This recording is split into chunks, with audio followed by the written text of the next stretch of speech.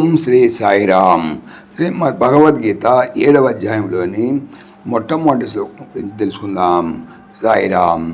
శ్రీ భగవాను వాచ మయ్యాసక్తమనాః పార్థ యోగం యుంజన్మదాశ్రయ అసంశయం సమగ్రం మాం యథా జ్ఞానస్య తచ్ఛృణు.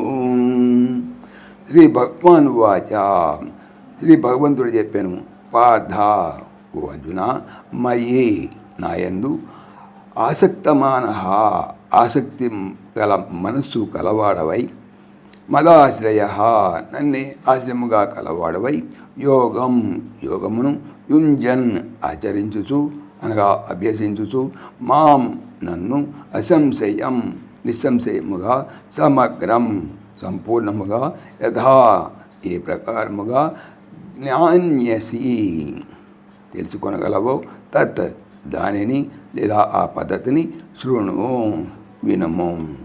శ్రీ భగవంతుడు చెప్పాను, ఓ అర్జున, నా యందు ఆసక్తి కల మనసు కలిగి నన్నే ఆశ్రయించి యోగమును ఆచరించుచు నిస్సందేహముగా సంపూర్ణముగా నన్నెట్లు తెలుసుకొనగలవో దానిని చెప్పేదను వినము అనగా ఆ పద్ధతిని చెప్పేదను వినము. భగవంతుని గురించి తెలుసుకున్నవారు జనుల్లో చాలా అరుదుగా ఉందరు.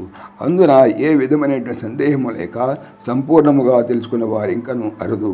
ఆ ప్రకారముగా భగవంతుని తెలుసుకోవాలంటే మొట్టమొదట ఉండాల్సినటువంటి అర్హతల గురించి భగవాన్ చెప్పబోతున్నారు. సాయిరామ్.